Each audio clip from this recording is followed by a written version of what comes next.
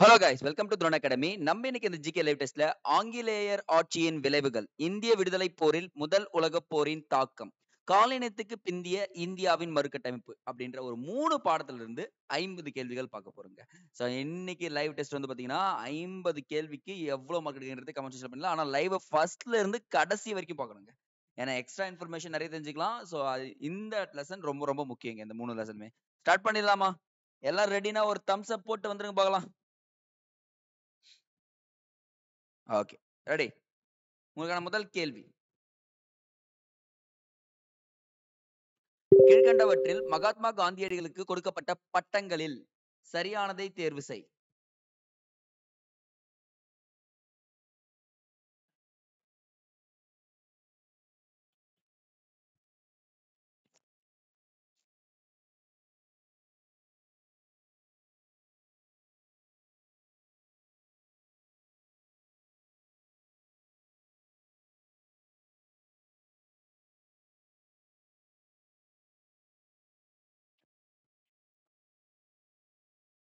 So காந்தியடிகளுக்கு கொடுக்கப்பட்ட பட்டங்கள்ல கேசர் இ இந்த் அப்படின்ற ஒரு பட்டமும் கொடுக்கப்பட்டிருக்குங்க. சோ நமக்கு தெரிஞ்சதுதான். 1 ஆப்ஷன் போட்டா கிடையவே கிடையாது. என்னது ஆப்ஷன் டி, 3மே இருக்கு. சோ என்ன சொல்றீங்க, ஜூலு போர் வெள்ளி பதக்கம் வந்து பாத்தீங்கன்னா 1906ஆம் ஆண்டு ஆம்புலன்ஸ் படையில் இந்திய அலுவலர்கள் ஒரு அதிகாரியாக செயல்பட்டதால் அவருக்கு அந்த சேவையை பாராட்டி ஜூலு போர் வெள்ளி பதக்கம் கொடுத்திருப்பாங்கப்பா.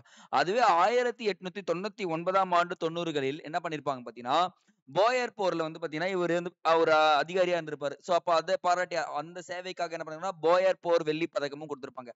சோ அப்ப இந்த 3 பட்டங்களும் யாருக்கு கொடுக்கப்பட்டதுன்னா காந்தியடிகளுக்கு கொடுக்கப்பட்டது அப்படின்றது தெரிஞ்சுக்கிட்டா போதுங்க. நெக்ஸ்ட்ங்க, செகண்ட் கொஸ்டின்.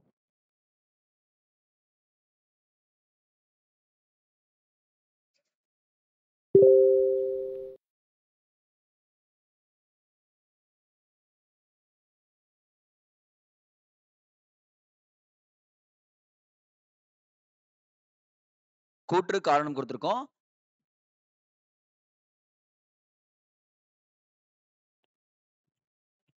கூற்று தேசிய அளவில், சரி, தேசிய அரசியலில் தீவிரமற்று இருந்ததுன்னு சொல்லிட்டு சொல்றாங்க. எதுனா இந்திய தேசிய காங்கிரஸ் அப்படின்னு சொல்லிட்டு சொல்லுவாங்க சில இடங்கள்ல.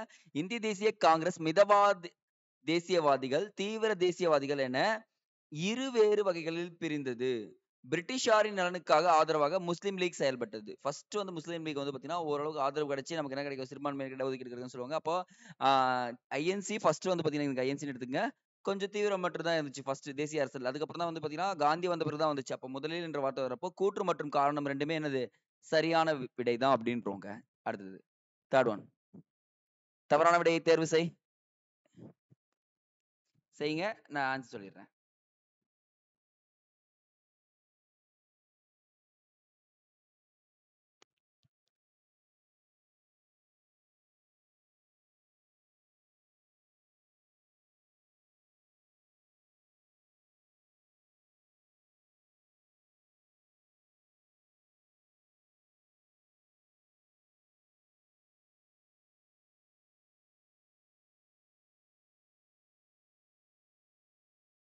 சோ இங்க கேட்டது என்னன்னா தவறான விடைன்னு கேட்டிருக்கோமா?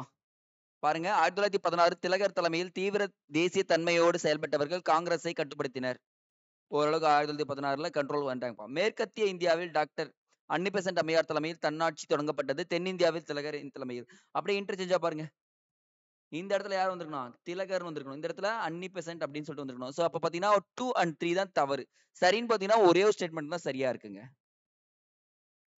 ஃபோர்த், வாரணாசியில் மத்திய இந்து இந்து கல்லூரியை நிறுவியவர் யார்?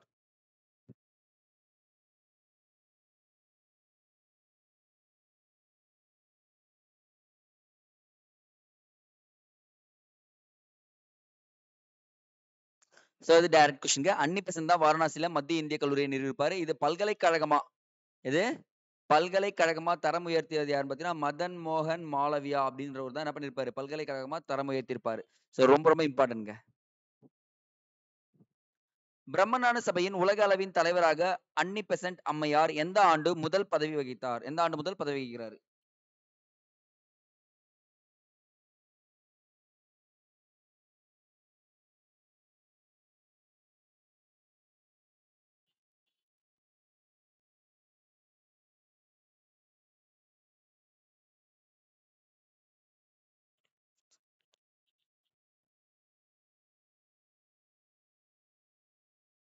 சோ பாருங்க guys, பிரம்மஞான சபைக்கு அன்னிபெசன்ட் வந்த ஆண்டு 1893ல வந்திருப்பாங்க.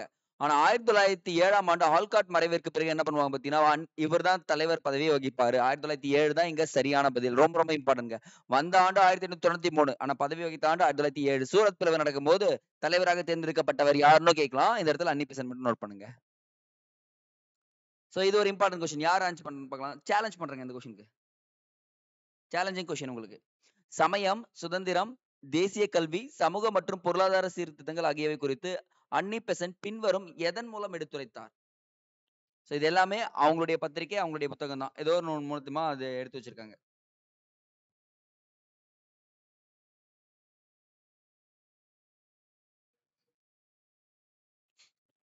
இது எப்படி ஞாபகம் வச்சுக்கணும்ன்றது நான் சொல்றேன் பாருங்க. சோ இதுக்கான ஆன்சர் வந்து பாத்தீங்கன்னா பி தாங்க.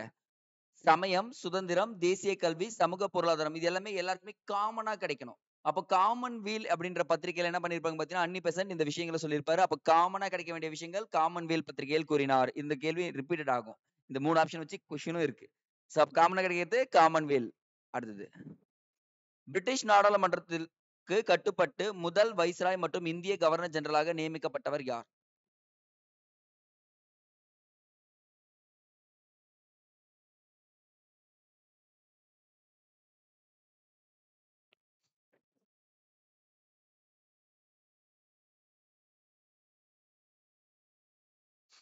கானிங் பிரபு தான். முதல் வைஸ்ராயும் அவர்தான்.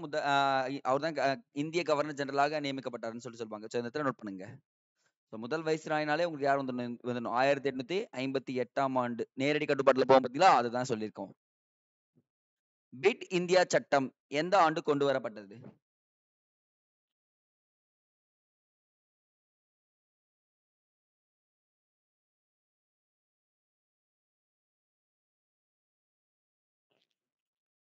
இது டைரக்ட் ஆன்சருங்க. 84. மகள்வாரி திட்டம் எந்த ஆண்டு அறிமுகம் செய்யப்பட்டது?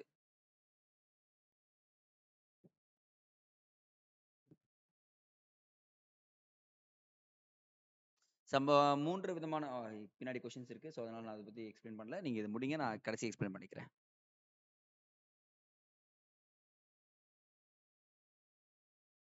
சோ 1883 நம்ம ஃபார் எக்ஸாம்பிள் பாத்தீங்கன்னு வச்சுக்கோங்களேன்.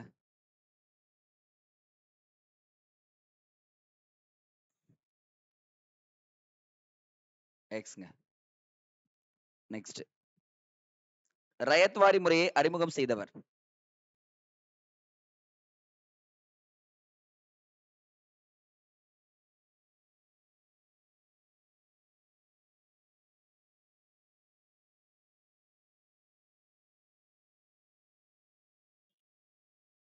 Thomas Munro. சரி இந்த கொஸ்டின் படிங்க, ஆன்சர் சொல்றேன் நானு. கொஸ்டின் கொஞ்சம் லென்த் தான்.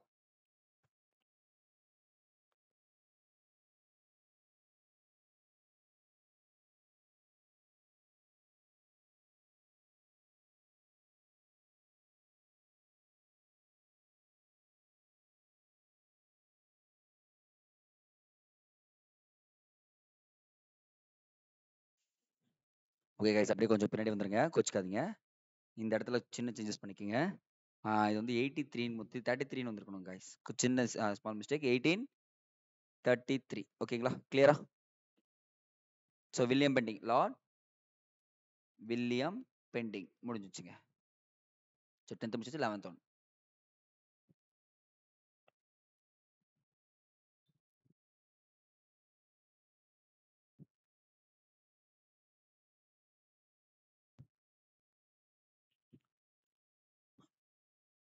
மெட்ராஸ் மாகாணத்தின் ஆளுநராக 10 ஆண்டுகள் பணியாற்றினார். கரெக்ட். இவர் ஆளுநராக இருந்த காலத்தில் கல்விக்கு முக்கியத்துவம் கொடுத்த கல்விக்கான செலவினங்களும் நஷ்டமாக கருதினார். அப்படி நஷ்டமாலாம் கருதலைங்க. இவர் நிர்வாகத்தில் இந்தியர்களின் பெருவளவில் பங்காற்றுவதை ஆதரித்தார். அப்படிலாம் கிடையாது. ஆதரிச்சார்னு சொல்லலாம். ஆமாங்க, இது ரைட்டு. இப்ப இது ரைட்டு. அப்போ 10 ஆண்டுகள்லாம் இவர் பதவி வகிக்கல. ஒரு 8ல இருந்து 7 ஆண்டுகள் இருக்கும். ஸோ அப்ப என்னன்னா ஃபர்ஸ்ட் ஒன் மட்டும் தான் தப்பா இருக்கு. செகண்ட் ஒன், தேர்ட் ஒன் வந்து பார்த்தீங்கன்னா சரிதான். அப்ப கேட்டிருக்கிறது என்னது? தவறானதுன்னு கேட்டிருக்கோம். அப்ப தவறானதுன்னு கேட்கிறப்ப என்ன ஆகுதுன்னா 1 மட்டும். ஆப்ஷன் ஏ தாங்க. Next one. ரயத் என்ற சொல்லுக்கு பொருள் என்ன?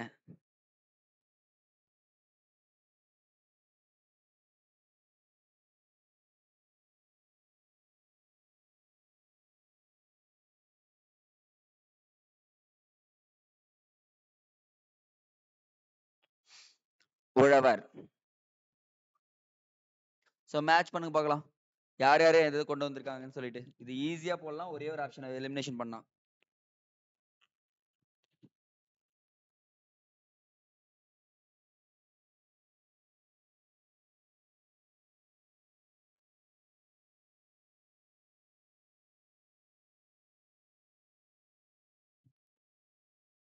ஒண்ணும் இல்ல பாருங்களேன்.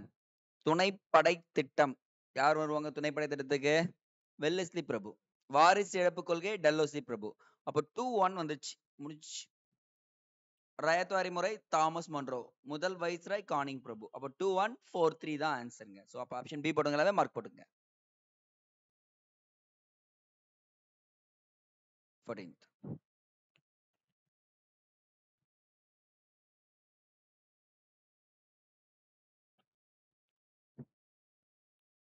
சோ ஈஸியான கேள்வி தானே. துணைப்படை திட்டத்தினை அறிமுகம் செய்தவர் யாருன்னு கேட்டிருக்கோம். வெல்லஸ்லி பிரபுங்க. 15th.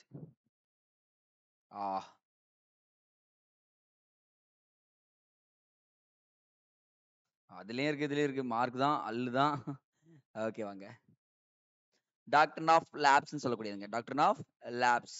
எல்லாம் ஜான்சி ராணிலாம் வந்துருப்பாங்க. ஸோ இந்த இடத்துல டல்லோசி பிரபுங்க. ஸ்பீடா போயிடலாம் வாங்க.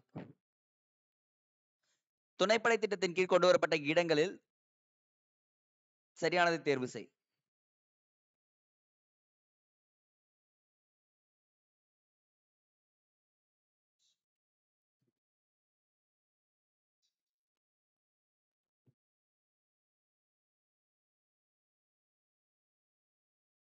சோ நம்ம பார்த்திருப்போம். பசின் உடன்படிக்கை ஞாபகம் இருக்குங்களா? மராத்தியர்களின் அடிமை சாசனம் சொல்லிட்டு சொல்லுவோம். ஞாபகம் இருக்குங்களா? பசின் உடன்படிக்கைன்றது. சோ அப்ப ஹைதராபாத், மைசூர், லக்னோ, மராத்திய பேஷ்வா, போன்ஸ்லே, சிந்தியா இவங்க எல்லாமே என்ன பண்ணுவாங்க? துணைப்படை திட்டத்தின் கீழ் வருவாங்க. மதராஸ், கர்நாடகாலாம் வரவே வராதுங்க. சோ அப்ப ஆப்ஷன் வந்து பாத்தீங்கன்னா 1, 2, 3 தான் ஆன்சருங்க. சோ எலிமினேஷன் மெத்தட்ல பயன்படுத்தலாம் பண்ணலாம். அப்ப துணைப்பட திட்டம்ன்றது ரொம்ப ரொம்ப இம்பார்ட்டன்ட். ஞாபகம் வச்சுக்கோங்க.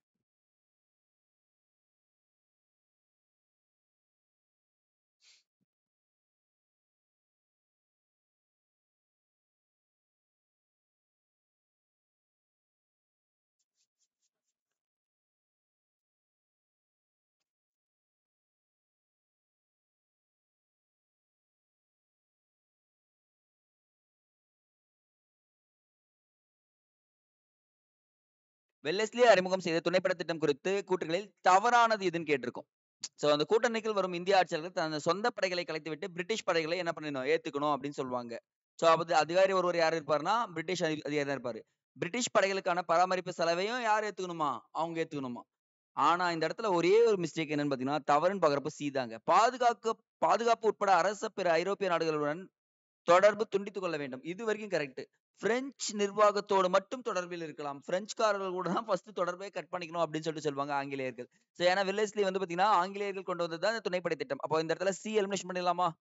பிரிட்டிஷார் அனுமதி இல்லாமல் மற்ற ஐரோப்பியரை பணியில் அமர்த்தக் கூடாது. இதுவும் கரெக்ட்டுங்க. சோ அப்ப ஆப்ஷன் சி மட்டும்தான் ரைட். சோ இது ஒரு இம்பார்ட்டன்ட் கொஸ்டின்ங்க.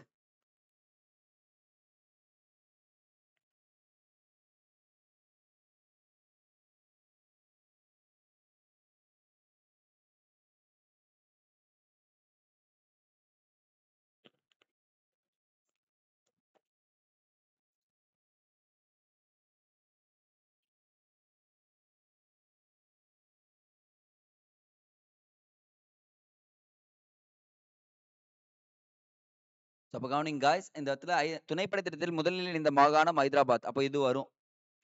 தஞ்சாவூர் வந்துட்டு இருப்பாங்க. மைசூர் வந்துட்டு இருப்பாங்க. வராத இடம் பாத்தீங்கன்னா பூனா தாங்க வராது. மீதி எல்லாமே வந்திருக்குங்க. சோ அப்ப ஆப்ஷன் பி.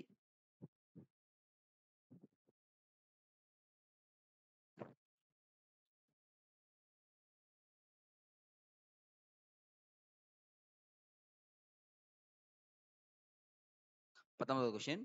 ஆரம்ப கல்வி முதல் உயர்நிலை பள்ளியையும் கல்லூரி படிப்பையும் உள்ளடக்கிய ஒரு விரிவான கல்வி அறிக்கையை சமர்ப்பித்தவர் யார்?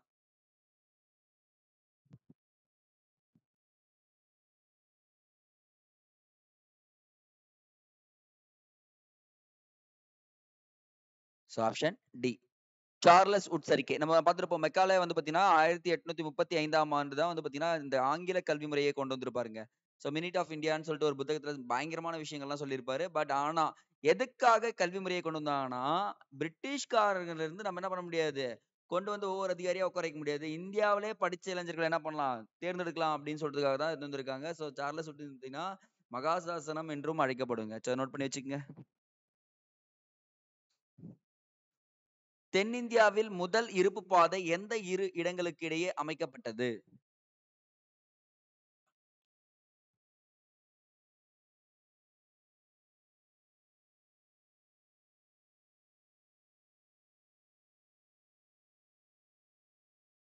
மதராஸ் டு வேலூர் கிடையாது. மதராஸ் டு விழுப்புரம் கிடையாது. காட்பாடி கிடையாது. அப்ப என்னது? அரக்கோணம். மதராஸ் டு அரக்கோணம் தான் ஃபர்ஸ்ட் அமைக்கப்படும். டைரக்ட் கொஸ்டின்ங்க. சோ இந்த கூற்று ரொம்ப ரொம்ப இம்பார்ட்டன்ட். யார் ஆன்சர் பண்றாங்கன்றத பார்த்தலாம். அப்படியே டைரக்ட் கொஸ்டின்ங்க இது. விக்டோரியா ராணி பேரரசியை பத்தி சொன்னது.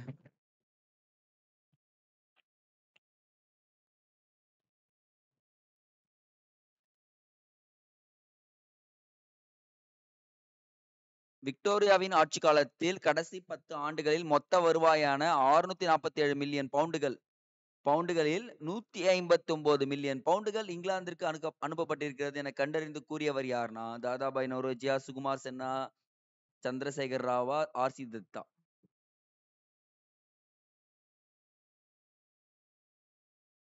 ஆர்சி தத் தாங்க இந்த கூற்றை கூறியிருப்பாரு. சோ இது ரொம்ப ரொம்ப இம்பார்ட்டன்ட். நோட் பண்ணி வச்சுக்கோங்க. தாதாபாய் நௌரோஜி சொல்லியிருப்பாரு. பஞ்ச காலங்கள்ல என்ன பண்ணிருக்காங்க, கொள்ளையடிச்சுன்னு சொல்லியிருப்பாரு. பட் ஆனா மொத்த ஆட்சி காலம் வந்தாலே ஆர்சி தத்துன்னு நீங்க ஞாபகம் வச்சுக்கணும். நம்ம சொல்லியிருந்த ஞாபகம் இருக்குங்களா? கடந்த காலத்தில் ஆழமாக வேரூன்றிய தேசிய விழிப்புணர்வின் தொடக்கங்களை அன்னி பெசன்ட் பின்வரும் எதன் மூலம் எடுத்துரைத்தார்? அப்படின்னா பின்வரும் எந்த பத்திரிகையா இல்ல புத்தகத்தின் மூலம் எடுத்திருக்காரு? ஆல்ரெடி நம்ம பார்த்துட்டோம் ஒரு விஷயத்த. இப்ப இன்னொரு விஷயம்.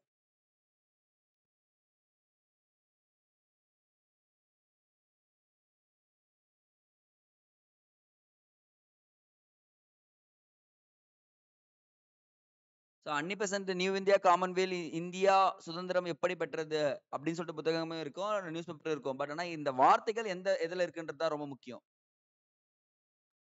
கடந்த காலம்னாலே நமக்கு அது வரலாறா மாறுமா பாருங்க. நியூஸ் பேப்பர்ல மென்ஷன் பண்ண முடியாது. அப்போ கடந்த காலம் ஆழமாக வேரூன்றிய தேசிய விழிப்புணர்வுகள் தொடக்கங்களை அன்னி பெசன்ட் வந்து பாத்தீங்கன்னா, இந்தியா சுதந்திரம் பெற எவ்வாறு துயருற்றது அப்படின்னு சொல்லுவாங்கல்ல, அந்த புத்தகத்துல எழுதியிருப்பாருங்க.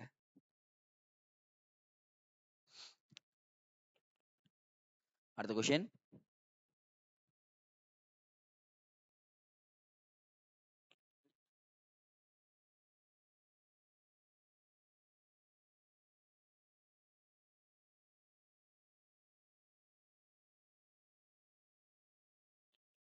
அன்னி பெசன்ட் இந்தியாவில் தன்னாட்சி இயக்கத்தை துவங்க போவதாக முறைப்படி அறிவித்த ஆண்டு தேதி.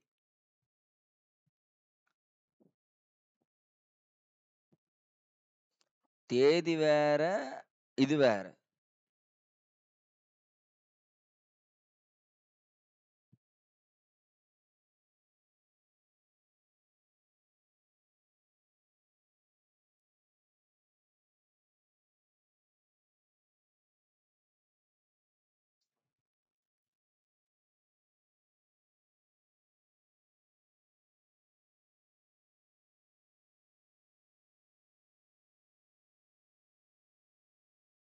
முறைப்படி அறிவித்தது வந்து பாத்தீங்கன்னா 1915 செப்டம்பர் 28ஆம் தேதி அறிவிச்சிருப்பாங்க. ஏப்ரல் மாதம் இவர் திலகர் பண்ணிருப்பாருங்க. பட் ஆனா நல்லா தெரிஞ்சுங்க, நம்ம அன்னி பெசன்ட் மட்டும் தான் முக்கியம் தமிழ்நாட்டை பொறுத்த வரைக்கும் விடுதலை போராட்டத்துல. நெக்ஸ்ட்ங்க. இந்தியாவின் விசுவாசத்தின் விலை இந்தியாவின் விடுதலை என கூறியவர் யார்? ரொம்ப ரொம்ப இம்பார்ட்டன்ட்ங்க.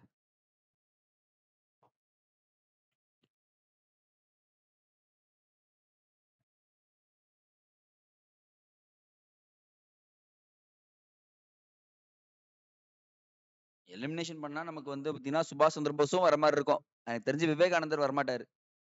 திலகரும் இந்த வார்த்தை சொன்ன மாதிரி இருக்கும், அன்னி பெசன்ட்டும் சொன்ன மாதிரி தான் இருக்கும். பட் இந்தியாவின் விசுவாசத்தின் விடுதலை என கூறியவர் யாருன்னு பாத்தீங்கன்னா அன்னி பெசன்ட் அம்மையார் தாங்க சொல்லியிருப்பாங்க. பெசன்ட் அம்மையாருக்கு ஆதரவாக அரச பட்டம் நைட்ஹுட் பட்டத்தை துறந்தவர் யார்?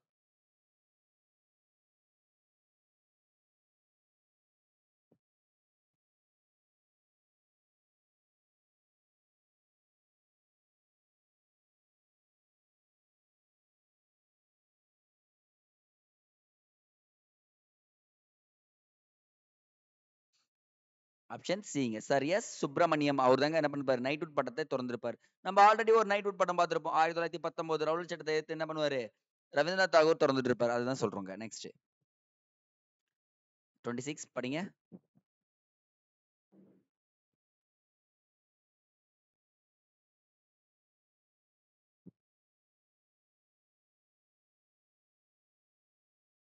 அனைத்து வித பிரிவுகளை தாண்டி பலதரப்பட்ட உறுப்பினர்களை கொண்ட முதல் இந்திய அரசியல் இயக்கமாக விளங்கியது எது? இதுல ஈஸியா புரிஞ்சுக்கலாம். அனைத்து வித பிரிவுகளையும் தாண்டி பலதரப்பட்ட ஒரு உறுப்பினர்களை கொண்ட முதல் இந்திய அரசியல் இயக்கம். காங்கிரஸ் ஃபர்ஸ்ட் வந்து பாத்தீங்கன்னா சில செக்ட் ஆஃப் தான் இருப்பான்னு சொல்லுவாங்க. ஆனா கொஞ்சம் கொஞ்சம் இருப்பாங்க. முஸ்லீம் லீக் சிறுபான்மை இஸ்லாமியர்களும் வச்சிருப்பாங்க. பட் அந்த தன்னாட்சி இயக்கம் தான் எல்லாரையுமே உறுப்பினராக கொண்ட ஒரு இயக்கமாக இருக்கு, அரசியல் இயக்கமா இருக்குன்றாங்க. அப்போ நம்ம டைரக்டா பி வந்துடலாங்க. சோ ரொம்ப ரொம்ப இம்பார்ட்டன்ட். வி.கே. கிருஷ்ணமேனன் என்பவரால் தன்னாட்சி இயக்கம் எவ்வாறு பெயர் மாற்றம் செய்யப்பட்டது?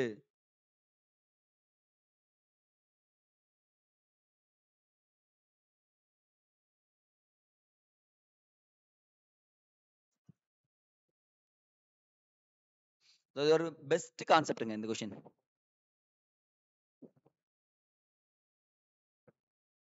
ஃபர்ஸ்ட் தன்னாட்சி இயக்கம் வந்து பாத்தீங்கன்னா அதுக்கு முன்னாடி காமன்வெல்த் இயக்கம்னு இருக்கும். அதுக்கப்புறம் தன்னாட்சி இயக்கம் மாத்துவாங்க. தன்னாட்சி இயக்கத்தை என்ன பண்ணுவாங்க, இந்திய லீக் அப்படின்னு சொல்லிட்டு மாத்துவாங்க. அப்போ இந்தியன் லீக் தான் ஆன்சர்.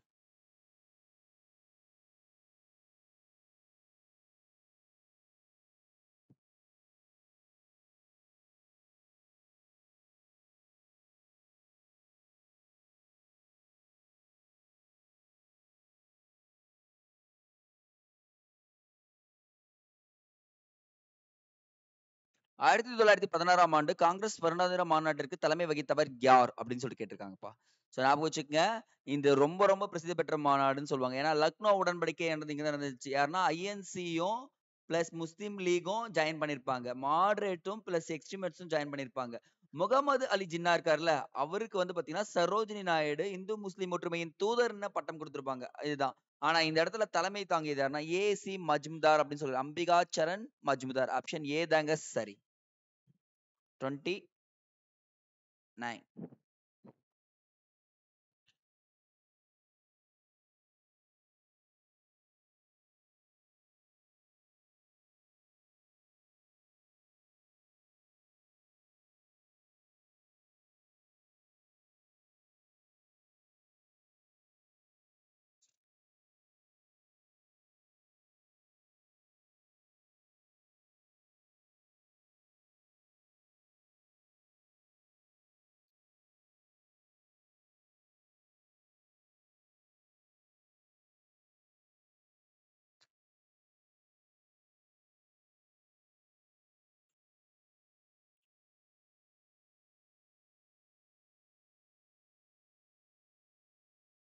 சோ நம்ம இந்தியாவுல இருந்து சீக்கியர்கள் எங்க போவாங்க பாத்தீங்கன்னா, அமெரிக்கா, கனடா இடத்துல குடியேறுவாங்க. இவங்க வந்து பெரும்பாலும் பாத்தீங்கன்னா, கதர் கட்சியில் இடம்பெற்றிருந்தனர். இது சரிங்க.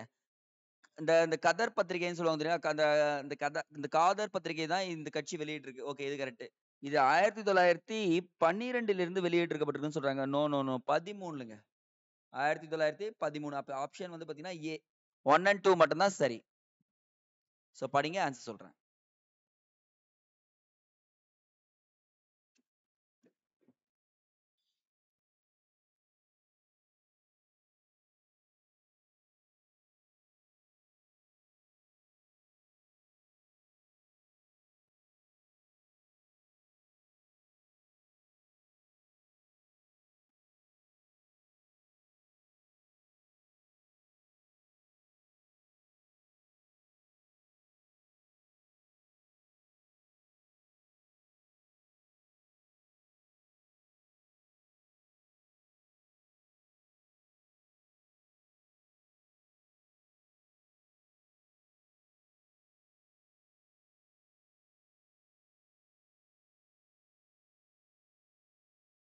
காங்கிரஸ், முஸ்லீம் லீக், கிலாபத் மற்றும் ஒத்துழைமை இயக்கத்தின் போது உச்சத்தை அடைந்தது. உண்மைங்க.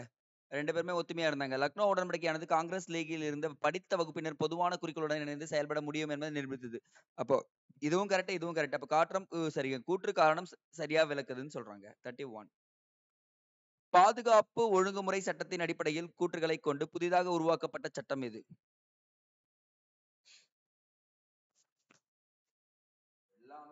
எல்லாமே இருக்கிற மாதிரி இருக்கும்.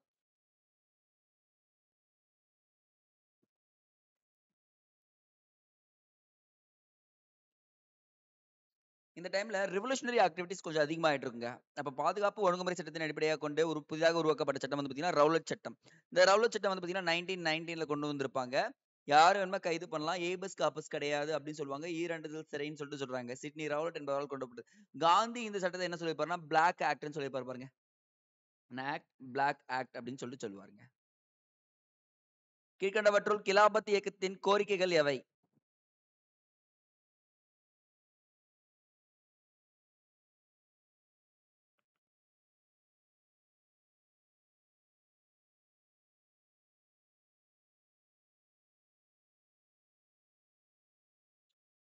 துருக்கியின் சுல்தான் கலிஃபாவாக இடையூறின்றி தொடர வேண்டும்.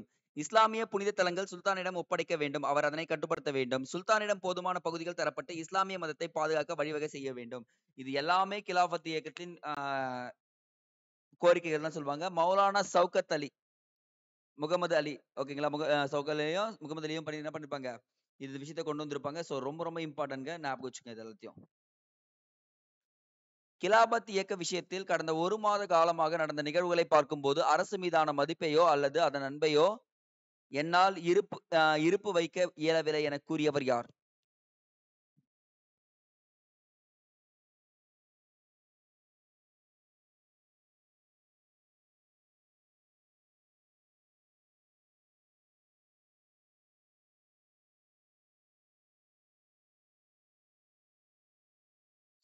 இந்த கூற்றை கூறியவர் காந்தியடிகள்ங்க. 1918ஆம் ஆண்டு முதல் மதராஸ் தொழிற்சங்கம் யாரால் நிறுவப்பட்டது?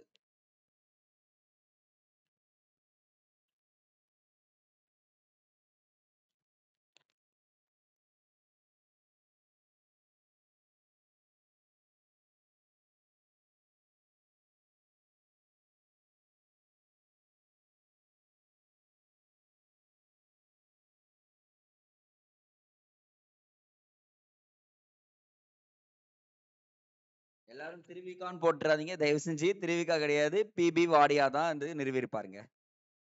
அகில இந்திய தொழிற்சங்கம் all Indian trade union council யாருடைய தலைமையில் நிறுவப்பட்டது? இதெல்லாம் குரூப் 1லயும் வரலாம், குரூப் 4லயும் வரலாம், இப்போ ரீசெண்டா வரக்கூடிய எக்ஸாம்ஸ்லயும் வரலாம். ஆப்ஷன் பி லாலா லஜ்பதி ராயால் நிறுவப்பட்டது. மவுண்ட் பேட்டன் பிரபு இந்தியாவிற்கு 1947ஆம் ஆண்டு ஆகஸ்ட் 15ஆம் நாள் சுதந்திரம் அளிக்கப்படும் என்று எப்போது அறிவித்தார்?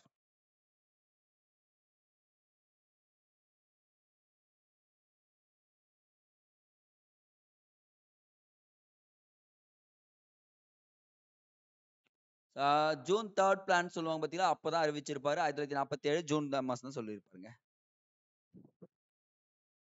இந்தியா பிரிவினையுடன் கூடிய சுதந்திரத்துக்கான மவுண்ட் பேட்டன் திட்டம் எந்த இடத்தில் நடைபெற்ற காங்கிரஸ் கூட்டத்தில் ஏற்றுக்கொள்ளப்பட்டது? ரொம்ப ரொம்ப இம்பார்ட்டன்ட்ங்க. சேலஞ்ச்.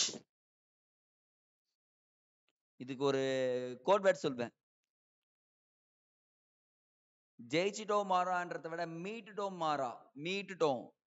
புரியும் நினைக்கிறேன். மீட்டுட்டோம். அவ்வளவுதான். மீரட்ல தான். மவுண்ட் பேட்டன் கிட்ட இருந்து நம்ம என்ன பண்ணிட்டோம்? மீட்டுட்டோம். மீரட்ல தான் சொல்லியிருப்பாங்க எனக்கு இந்த முஸ்லிம் லீக் இந்து முஸ்லிம் அடிப்படையில் இந்தியா பிரிவினை செய்வதற்கான கோரிக்கையை 1940ஆம் ஆண்டு எங்கு நடந்த மாநாட்டில் தொடங்கி தொடர்ந்து வலியுறுத்தியது?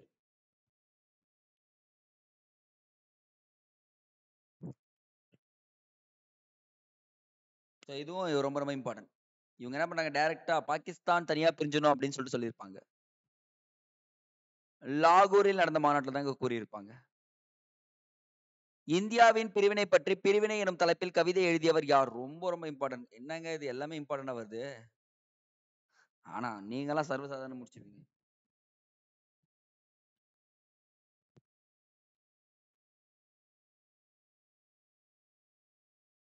WH ஆடன் என்பவர் தான் பண்ணிருப்பாருங்க.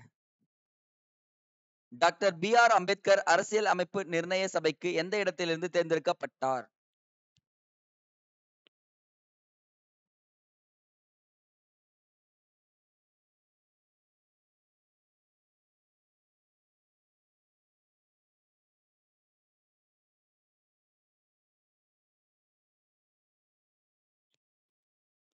சோ பம்பாய் கான்ஸ்டிடியூஷன் தான் தேர்ந்தெடுக்கப்பட்டிருப்பார். இந்திய வெளியுறவு கொள்கையின் முதன்மையான சிற்பி என கருதப்படுபவர் கீழ்கண்டவற்றில் யார்?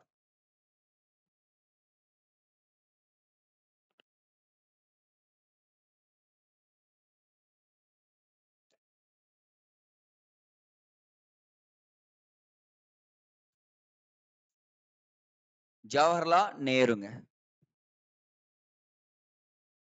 பஞ்சசீல கொள்கையில் அல்லாதது அந்த 5ல ஒண்ணு இல்ல.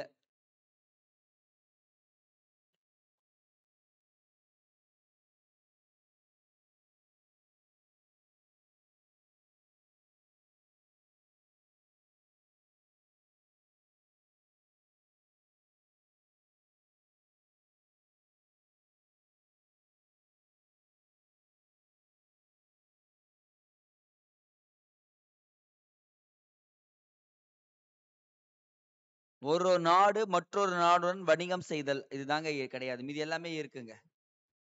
சரிங்களா? அப்போ டி தான் அல்லாதது. இணைப்புறுதி ஆவணம் இன்ஸ்ட்ருமெண்ட் ஆஃப் அசிஷன் கீழ்காணும் எந்த சட்டத்தின் மூலம் உருவாக்கப்பட்டது? சோ இது ஒரு இம்பார்ட்டன்ட் ஆக்ட்ங்க.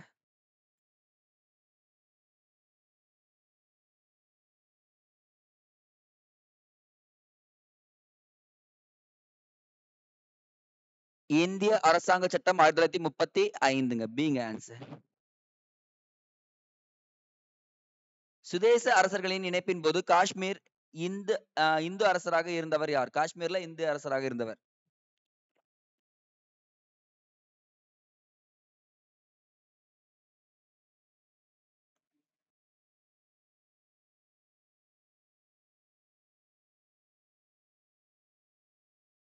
மகாராஜான்றது தெரியுது சார். ஆனா ஹரி சிங் தாங்க ஆன்சர். ஏ தாங்க. Good good good.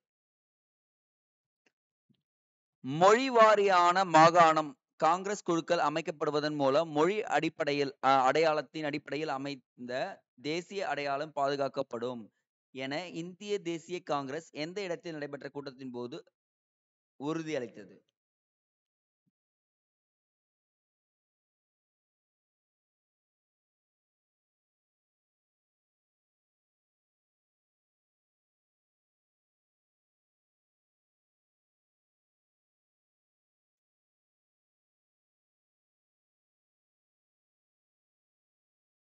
நாக்பூர் மாநாடுங்க.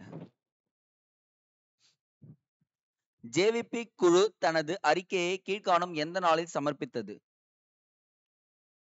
ஆண்டு முக்கியம்.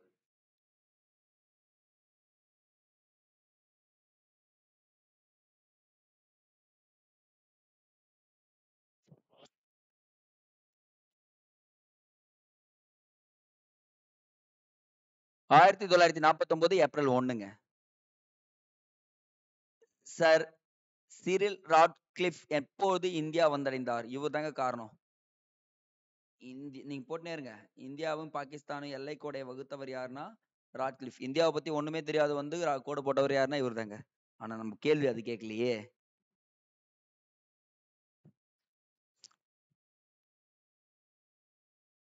ஆயிரத்தி 1947 ஜூலை 8ஆம் நாள் வந்தடைந்தாருங்க.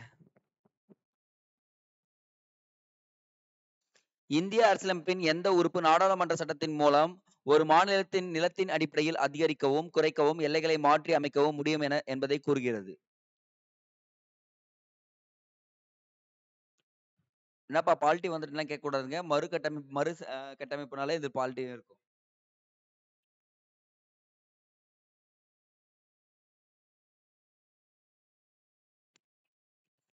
சோ உறுப்பு 3ங்க. ஃபசல் அலி தலைமையிலான மாநில மறுசீரமைப்பு ஆணையம் தனது அறிக்கையை கீழ்காணும் எந்த ஆண்டு சமர்ப்பித்தது?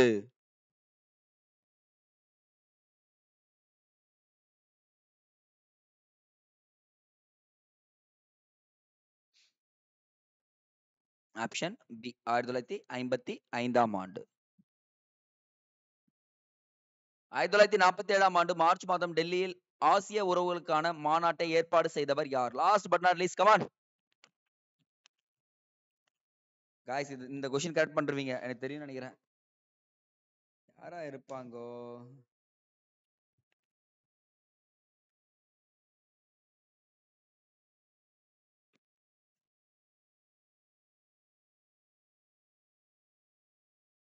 ஸோ ஜவஹர்லால் நேரு தாங்க இந்த இடத்துக்கு ஆன்சர். ஸோ ஒன் செகண்ட், அடிக்கடிக்கு அந்த பேனா இப்படி பண்ணுது.